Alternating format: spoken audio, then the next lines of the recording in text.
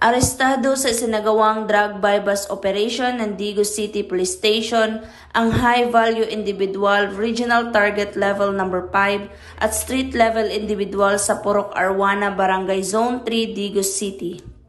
Kinilala ni Police Lieutenant Colonel Florante S. Retes, Acting Chief of Police ng Digos City Police Station, ang suspect na si alias Weng, 28 years old, isang high-value individual, Regional Target Level No. 5 at si alias Yu, 34 years old na street level individual na pawang mga residente sa nasabing lugar.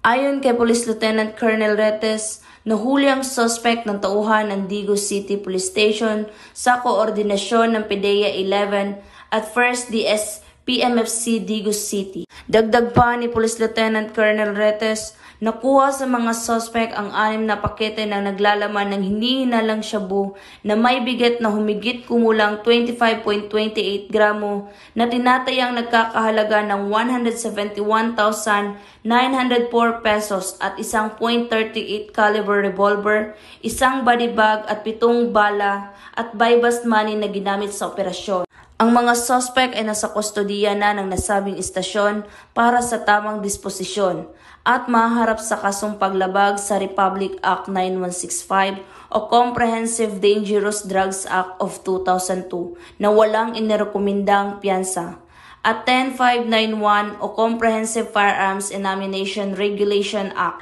Samantala, ang laban kontra kriminalidad ay patuloy na pinaigting ng Police Regional Office 11 sa pamumuno ni Regional Director Police Brigadier General Alden Bedelvo, alinsunod sa kampanya ng Bagong Pilipinas na panatilihin ang kapayapaan at kaayusan tungo sa pagsulong ng bansa.